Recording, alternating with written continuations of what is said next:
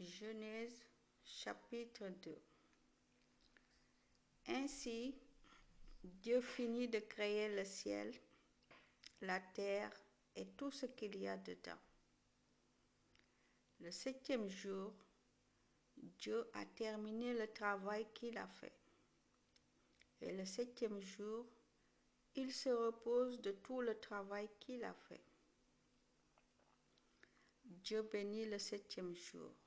Il fait de ce jour-là un jour qui lui est réservé. En effet, ce jour-là, Dieu s'est reposé de tout son travail de créateur. Voilà comment Dieu a créé le ciel et la terre. Amen. Le Seigneur Dieu plante un jardin en Éden. Au moment où le Seigneur Dieu fait le ciel et la terre, il n'y a encore aucune plante dans les champs et l'herbe n'a pas encore poussé. En effet, le Seigneur Dieu n'a pas encore fait tomber la pluie sur la terre et il n'y a pas d'êtres humains pour cultiver le sol. Mais une sorte de source sort de la terre et arrose toute la surface du sol. Le Seigneur Dieu prend de la poussière du sol et y forme un être humain. Alléluia. Puis il souffle dans son nez le souffle de vie. Et cet homme devient un être vivant. Ensuite, le Seigneur Dieu plante un jardin dans le pays d'Éden vers l'est.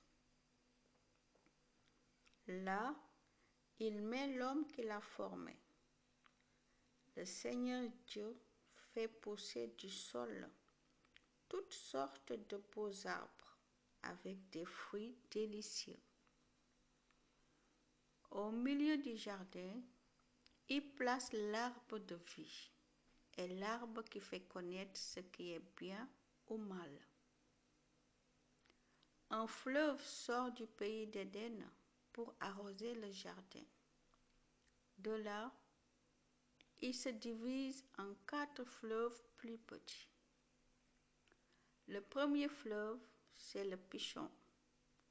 Il fait le tour du pays de Havila. À cet endroit, il y a de l'or, et l'or de ce pays est pur. On y trouve aussi des plantes parfumées et une pierre précieuse rouge foncé. Le deuxième fleuve, c'est le Gihon. Il fait le tour de tout le pays de Couche. Le troisième fleuve, c'est le Tigre. Il coule à l'est de la ville d'Assur. Le quatrième fleuve, c'est l'Euphrate.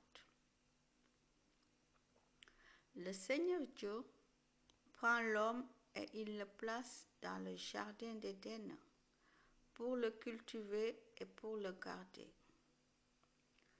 Le Seigneur Dieu donne cet ordre à l'homme. Tu peux manger les fruits de tous les arbres du jardin, mais tu ne dois pas manger les fruits de l'arbre qui fait connaître ce qui est bien ou mal. Oui, le jour où tu en mangeras, tu mourras, c'est sûr. Le Seigneur Dieu se dit, pour l'homme, ce n'est pas bon d'être seul. Je vais lui faire une aide qui lui convienne parfaitement. Avec de la terre, le Seigneur Dieu fait toutes sortes de bêtes sauvages et toutes sortes d'oiseaux. Il les amène à l'homme pour voir comment celui-ci va les appeler. Chaque animal doit avoir le nom que l'homme va lui donner. L'homme donne un nom à tous les animaux domestiques, à toutes les bêtes sauvages et à tous les oiseaux.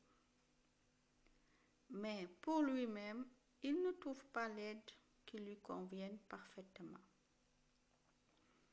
Alors, le Seigneur Dieu fait tomber l'homme dans un sommeil très profond.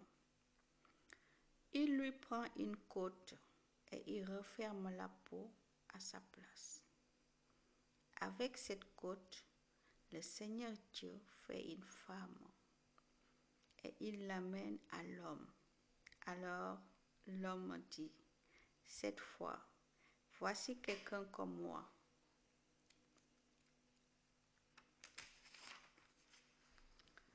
Elle tient vraiment de moi par tout son corps.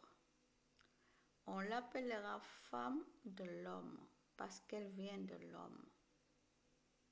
C'est pourquoi l'homme quittera son père et sa mère pour vivre avec sa femme et les deux deviendront comme une seule personne.